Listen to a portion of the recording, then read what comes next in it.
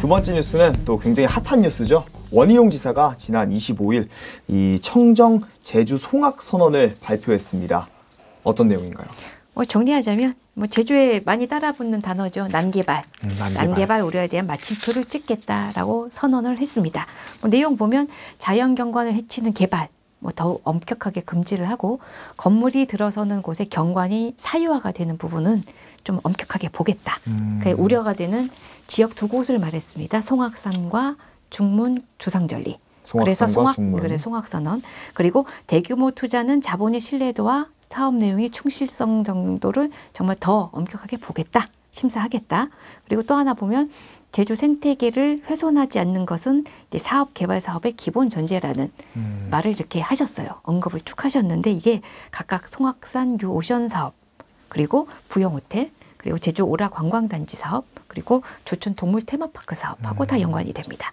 근데 이게 직간접적으로, 그러니까 직접적으로 언급하신 것도 있고 이제 간접적으로 언급한 그런 부분들도 있는데요. 해당 사업들 아는 분은 아시겠지만 벌써 제주도에서 몇 차례 퇴짜를 맞았던 그런 사업들이기도 하고요. 지역사회 내에서 굉장히 반발을 많이 사고 있는 내용이기도 합니다. 네. 이 말씀해 주셨듯이 지역사회 단체들 또 그중에서도 특히 환경단체들이 환영 입장을 보일 것 같잖아요. 근데 그렇지 않은 소식이 더 많이 들려오고 있습니다. 그렇죠. 이제 듣고 싶은 얘기가 없었죠. 굳이 따지면 정확하게 핵심을 정하자면 아까 말했던 송악산 유오션타운 같은 경우는 경관 사유화 문제 때문에 굉장히 환경 평가 동의 과정을 넘지를 못했어요. 네. 부영호텔도 중문 주상절리가 개인 거야? 어떻게 개인 기업 거야? 이런 요구들을 환경단체에서 계속해서 주장을 했었고 그게 다 받아들여졌어요. 이런 부분들인데 꼭 해야 될 얘기, 비자림로. 가장 큰 것들 있잖아요. 예, 그죠. 비자림로가 좀 전국적인 이슈가 됐을 만큼 어떻게 이런 아름다운 도로를 무참히 잘라낼 수가 있어라고 하는 역시 전국적 관심을 모았던 그런 부분이고 굉장히 핫하죠. 저희 제2공항 부분. 이거는 핵심 중에 핵심이죠. 네. 그러니까 환경단체들은 송악선언이 아니라 성산선언이 있었어야 되는 게 아니냐 이런 얘기까지 이제 나오고 있는데 이제 비자림로 확장 같은 경우는 법정 보호종 보호 그리고 환경 저감 대책을 세워서 진행하겠다라고 말씀을 하셨고요. 그리고 저희 헬스케어 타운 같은 경우도 영리병원 문제는 이제 해결이 어느 정도 이제 법적으로 해결을 할 테니 나머지 부분은 또 원래 목적대로 사업 목적대로 진행을 하겠다라고 또 하셨습니다. 그리고 제2공항 같은 경우는 국책 사업이라 제주도 입장에서 하겠다 안 하겠다 말하기는 참 어려운 입장이다라는 그런 얘기를 계속 하셨거든요. 그런 입장을 계속 밝혀오셨는데 이번 역시도 그 부분은 빠졌죠. 내가 할 수 있는 부분이 아니다라고 생각하신 것 같아요. 또 빼셨어요. 네, 그래서 이번 송악선언한 배경이 뭐야? 그리고 사실 원희룡 지사가 6년 전에도 비슷한 약속을 하셨어요. 대규모 투자 사업에 대한 입장 발표하시면서 그린 제주, 청정 제주 하셨죠. 이 자연과 인간이 공존하는 이런 얘기를 하셨는데 그 이후에도 저희가 눈으로 확인을 했지만 계속적으로 개발 사업이 진행됐었던 부분들이 있기 때문에 이번 역시도 말을 하고 그 진행되는 거는 시간이 걸릴 거야라고 하고 정리하시지 않을까? 그런 생각을 잠깐 하고 있습니다. 이 환경보전기여금 이 정확하게는 어떤 내용인가요? 몇 년째 논의가 되고 있는 오버투어리즘과 관련된 제도인데요. 일단 제주도의 한 해에 제주도민의 몇 배가 되는 관광객이 왔다 갔다 한다.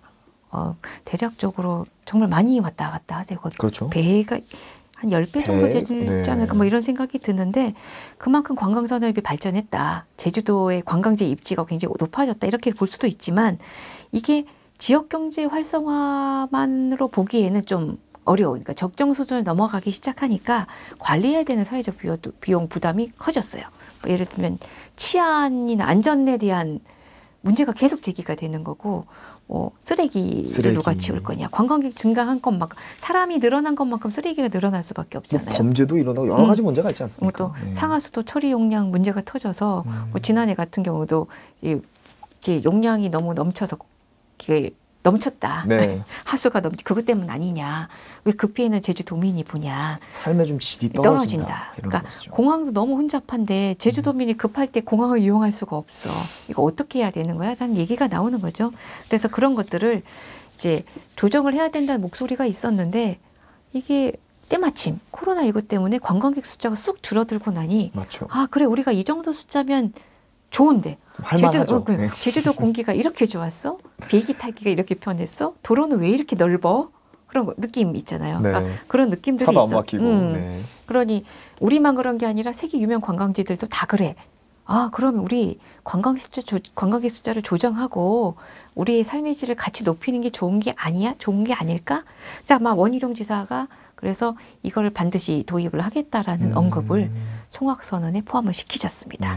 네. 근데 이게 내용 보면 나쁘지 않아요? 내용만 들어보면 굉장히 제주의 입장에서만 봤을 때 이제 관광객들의 입장을 빼고 제주의 입장에서만 봤을 땐 좀 필요한 게 아닐까 생각이 드네요. 입도세를 걷어서 쓰레기 처리 비용도 쓰고 뭐 생활 폐기물이나 하수 뭐 시설 개선비로 쓰겠다.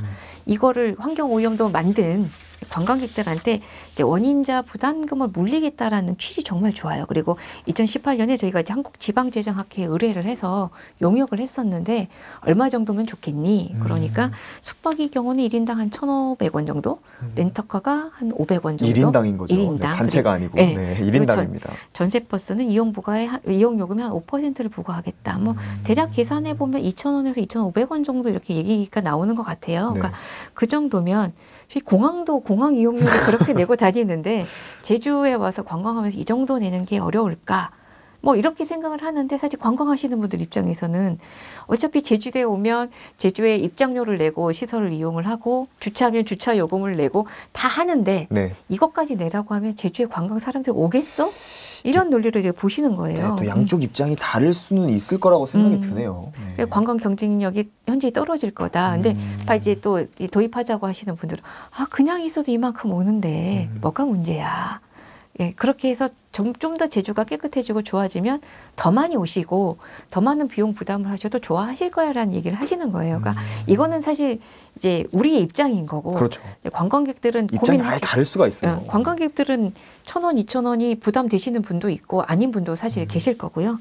근데 이게 또 그냥 도입할 수 있는 것도 아니에요. 저희 특별법을 개정을 해야 가능한데 다른 지역과 형평성 문제 때문에 국회에서 입법 과정 자체도 쉽질 않아요. 그러니까 이제야 듣는 분도 사실 계시겠지만 저희 이 논의를 시작한 게 2003년부터 진행을 했거든요. 2003년이요? 근데도 무려 17년 전이네요. 네, 아직까지도 답이 안 나왔던 상황이라 일단 뭐 도입까지는 좀 험로가 남아있지 않을까 쉽지 않겠다. 그런 얘기들이 나오고 있습니다. 자, 2003년부터 이제 저희들의 입으로 오갔던 과연 제도가 시간이 좀 더 지나면 도입이 될 수 있을지 그리고 원희룡 지사의 송악선언은 과연 제주도에 어떤 결과를 불러일으킬지 자, 저희가 준비한 두 번째 소식은 여기까지입니다.